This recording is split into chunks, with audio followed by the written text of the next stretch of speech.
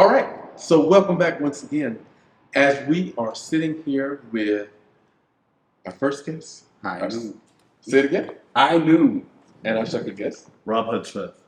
And both of them are in the entertainment industry. We're talking about breaking into the industry, and they have shared a number of, as far as great facts about the highs and lows really of what it takes to be able to be in this industry. And right before we left and we went to break, I think you had shared, some valid points about acting and what it really takes to even perfect a gift of being able to do that right there. But one of our questions that I do have is, what is the biggest complaint that actors bring to filmmakers? Have you heard anything as far as, since the number of years you've been in, what actors actually take back to the filmmakers and, how they actually feel that things, were not being ran right or how they could be able to improve, or what your thoughts are?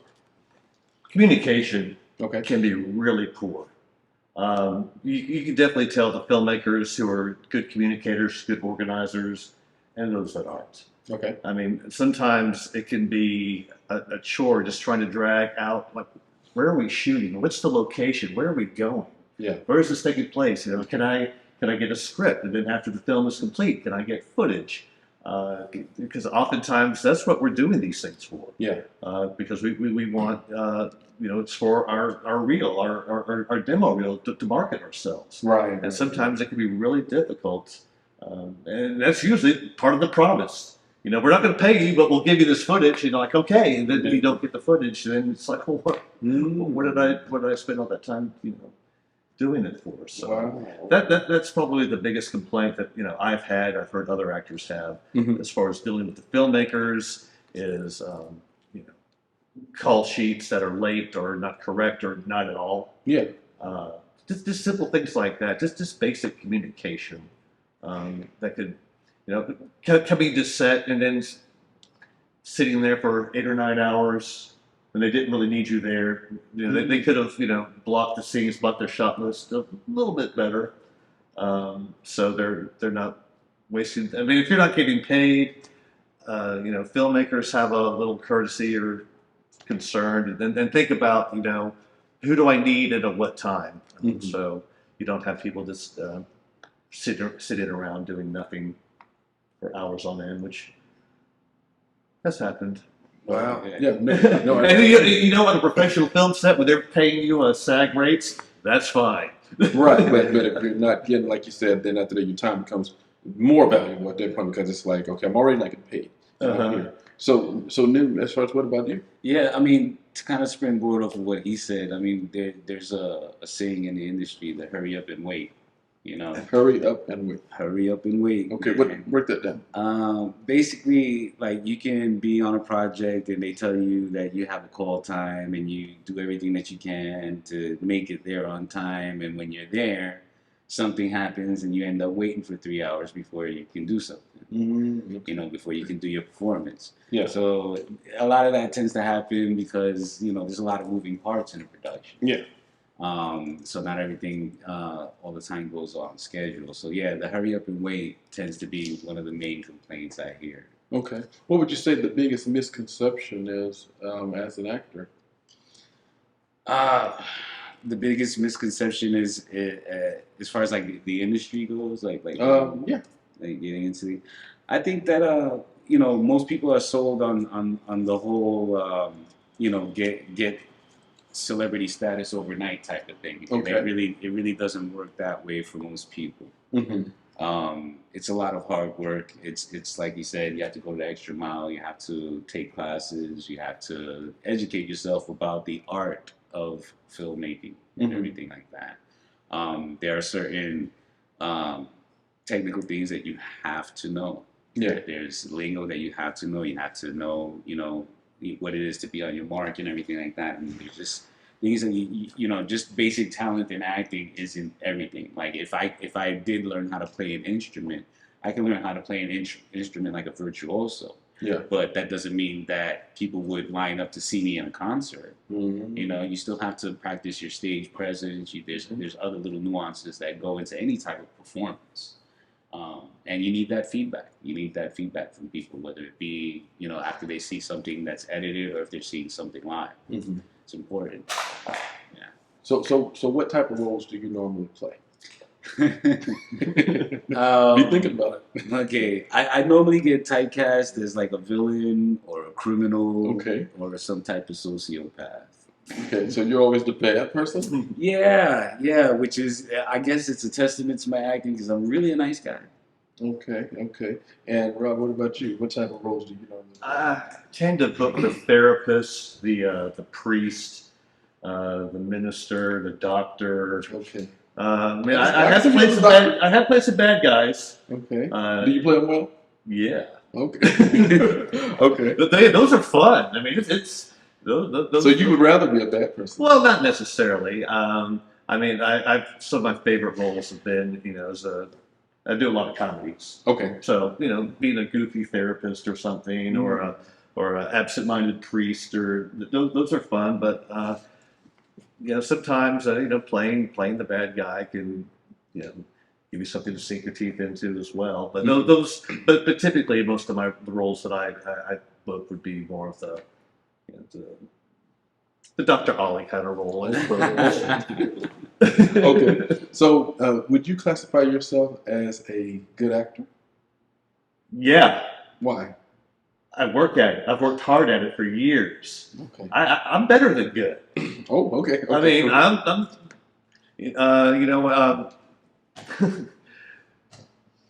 one of my acting coaches, he says, before you get in front of the camera, might have to bleep this, but you just want to think in your mind, watch this shit, and then and then you go into it. I mean, you have to have that mindset, and yeah, I'm confident in my abilities because I've worked very hard at them for years. Yeah. Like I said, I've been 2 acting classes a week. If I'm not good, I'm doing something terribly wrong. And that's your right? Yeah. Oh, wow. Yeah, that's not just like a workshop every now and then. I do workshops too. Mhm. I do workshops, like monthly workshops. But yeah, I'm in 2 acting classes a week. Okay. So yeah, I'm good. Okay. Very good. And would you classify yourself as a good actor?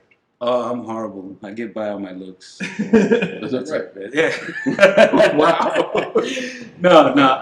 I got a fair amount of range. I would like to step more into the comedy zone. So I am taking some classes on that right now. Great. Like some improv comedy classes and stuff. Okay. Yeah. Okay. Those are really important. Yeah. So you would you say that you're probably in between. I mean, not like super bad, but it's like you said that you know for a fact that maybe you're not at the point where you're taking classes, 2 or 3 times a week, but you definitely know that you could grow. I think that I'll always take classes. At least I think I look at that as kind of like a mental exercise. Like you always have to keep your muscles in shape and everything like that. And so mentally, you have to make sure that you're always open to new ideas and techniques and stuff like that with acting too. Mm-hmm. Okay. So let's move a little bit further, and that is, what would you say I know you're going now into filmmaking, Mhm. but as far as being an actor, what is really your ultimate goal? I want to ask you that really. Let's do actor first. Yeah. Oh wow.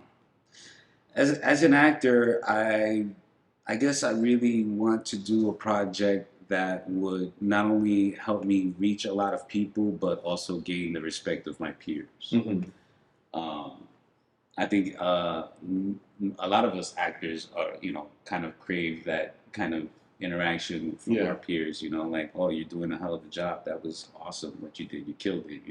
Yeah. And that's the type of feedback that you can only get from another actor. Mm-hmm. There's feedback that you get from an audience, and that's great. That's what we do it for. But Yeah. it's to me, at least, it seems like when you get it from another actor, that's even more potent. Okay.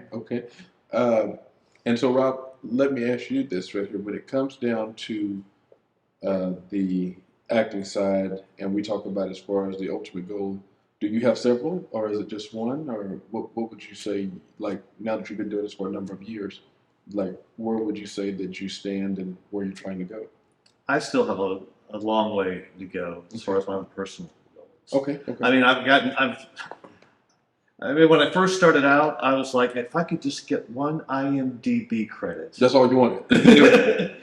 And so, would you say it's kind of like it is? Because I remember when I was, I'll just say like 16, 17, somewhere Uh-huh. around there, and I was like, God, if I could just get to the point where I'm making like $300 a week, I'll be happy. Then you get there, and then after that, then it's just like if I could start making at least about let's just double it to $600 a week. Yeah. And by the time I'm 21, I'm there. And I'm making that, and then it's like okay, now I need to make 1,000. So would you say that it's just like it never ends for you? Well, I mean, financially, I guess you can always want more, and I definitely. But I mean, I'm talking about on the acting side. Well, yeah. I mean, as far as acting goes, I mean, I would love to be able to live comfortably doing nothing but acting. Mm-hmm. I would love to not have to have a an office job or a survival job or any kind of other job to worry about. If I woke up every day thinking, okay, what's my script I have to learn today? What's the location? Where's my set? That's the life I ultimately want. To Mhm. have that like on a daily basis. Yeah. That'd be my life where I only have to worry about acting for my income. Mm-hmm. I'm not there yet. I'm getting closer, and it'll come. Mm-hmm. Everyone's on a different timeline. Everyone has a different path. Mm-hmm. But as far as creatively, I've really come a lot farther than I ever thought I would when I first started. When I first started, I thought, well, I could maybe just be a little feature extra here Yeah. and there, or I could just be the little funny guy over there in the corner. I never thought about being a lead in a feature, which I've done. Mm-hmm. So, and I want to do more of it. Yeah. So I definitely have come much further than I originally thought starting out, and so yeah, I just every day I wake up, I just want to keep plugging away and take another step. Okay. Okay. And so when we look at other actors in the industry, they say that there are different levels as far as with it. So what I like to classify them as is really, I guess, what they label themselves to is, A list, B list, C list, D list, and all of that right there. Um, is your goal, to at least make it to, let's say, the B list going toward A list, or is it like it doesn't really make a difference because you just want to be a good actor to be able to be, great and even if it's just known, as far as among this city, DFW. Either one. Well, that I've already hit. Okay. As far as I feel confident in my talents and in my abilities. So you're really not worried about like as far as getting like to A list or anything like that? No, I mean I would love to be an A-list. Like, Okay. I would love to be an A-list. No, that's the goal. I'm not there yet. I'm nowhere near there. Right. But Yeah, but I was just trying to see, like, I didn't know if that's what if you were saying that you want to get there because Oh, so, yeah. but some people they are comfortable as far as long as they're making money and and they got consistent work. So let's say for example they never make it to A list, but let's say there was a number of different shows that were going on here. Like for example, I was in LA about a couple days ago, and I ran into this guy, and he gave me his card and all this right here, and when I looked at it, and then after that, then I was like, that name, it sounds so familiar and everything. His last name was Joyner. And then after that, then he asked me where I was from, and I told him DFW, like the Dallas area. And after that, he said, I worked out there for like 10 years. And I'm like, oh, really? I said, what did you do? And he said, well, I played the role of Barney. And he said for the first 10 years, he said from 1990 like to about to year 2000, he said that's what he was doing. So it's like, I mean, it was just television. It wasn't like as far as movie role or whatever. Mhm. But he had consistent work. I never knew who he was inside the big purple uniform. Whatever. But at the same time, I'm pretty sure he made a pretty decent living as far as doing that right there. So that's what I mean when I say, some people they're, I'll put it like this: if I was playing the role of Barney, and I did that for 10 years, I wouldn't probably care about being an A-lister if I'm actually, bringing in a check every week of $5,000. It's just like, hey, I mean, the money is consistent coming. I'm making $20,000 a month and all that. So that's what I meant. Like, is the goal to actually, because A-list is, really, of course, you can't walk out on the street, sidewalk, anything without somebody knowing you, autographs and all that type of stuff. Yeah. I didn't know if that was really, either one of you guys' goal, like to where, you got an Oscar and everybody knows who you are, and you're like, Leonardo DiCaprio, or if you're just comfortable being a great actor and keeping consistent work, you're around. Yeah, I mean, I guess we all would like to shoot for the A-list, right? But Mhm. I mean, B-list is some of my favorite actors are considered B-list actors, like Keith David. A lot of people Yeah. don't know him by name, but if they hear his voice, they'll Yeah, recognize he's his got a very voice. distinctive voice. You know what I mean? And he's been in tons of movies, and when he's not in movies, he's doing cartoon voiceover Yeah. work and stuff like that. So he stays in Is, the paint. is he the same one that was in he did was it Gargoyles? Yes. Okay, Goliath. yeah, he was Gargoyles. right. So I mean, and by no means would he be considered an A-list actor by most standards, but I mean, he has decades worth of work. He has a huge body of work. Mhm. So I mean, if we're judging by those standards, you know what I mean, I wouldn't mind having a career like him at all. Well, yeah, like my acting coach, Glenn Morshower. I mean, he's the same way. He's been in everything. Okay. I mean, he's been in the Transformers films. He's been in, he's on 24. I mean, he's just one of those character actors that you've seen in everything, but you probably don't know his name. Yeah. But he is very successful, very financially well off. He works all the time. He has a fantastic life.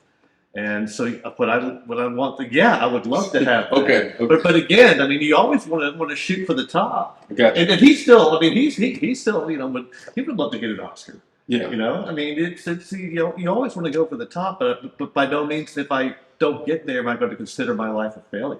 Mm-hmm. I'm very grateful for every acting job that's come my way, and for all the ones that will come. But I really don't see anything wrong with wanting to keeping your eye on the prize. Right. As long as you get the make of this, I think. Hey, tell me about it. So Just to be on the list. Yeah, definitely. so what I can take away from all of this right here is you gave me a good thought that just ran across my mind a moment ago, is that of course we always will definitely aim for the stars, and even if we miss, then after that, then we could still be beyond the moon. Which both of them is still very, very, very far away. And so that way, I mean, the example is, both of them are very, very high up. So I want to thank you, for just coming and being able to share as far as all your wisdom and, your thoughts as far as about, being inside of the industry. I want to thank you as well for doing that right there. Last question is, do you have any closing words that either one of you would like to be able to leave as far as with our viewers, as we may have several that are thinking about possibly being in the industry, or they may be already in it and they're pondering about which direction to be able to go in next. If you guys want to check out what I'm doing, I'm working on a movie called Necromancer. We're currently crowdfunding that right now. I can be found daily at Wild Rooster Tattoo over there in DFW. And I'm always looking for new talent to work with. I'm looking for all types of people. If you're into, sound mixing, if you're into recording music, if you're just a model, whatever. I mean, I think that the Dallas Fort Worth area has a lot of talent, and we just need to all organize and get to that level together. Definitely. One of the things that I've always been very poor at is my own promotion. Okay. Getting my name out there. Until I heard something that really resonated with me, and I would just say that you always hear most of your life, it's all about who you know. It's who you know. It's who you know. Well, in this industry, it's about who knows you. Yeah. So getting your name out there, don't be afraid to do it. And that's why I'm on the show, and I'm grateful. I thank you for having me here. Oh, yeah. That's something I have not been good at doing, is getting my own name out there and doing my own self-promotion. Mm-hmm. So I would just encourage people to, if this is really what you want to do, then study it, work hard at it, and then let people know that you're out there. They're not always going to come find you if they don't know who you are. Absolutely. So thank you for this opportunity to show some folks who I am. Appreciate that. Most definitely. Well, I want to thank both of you again. And that concludes our show for today. And I would like to always conclude by saying, let's continue to talk, let's continue to listen, and never stop loving. Thank you.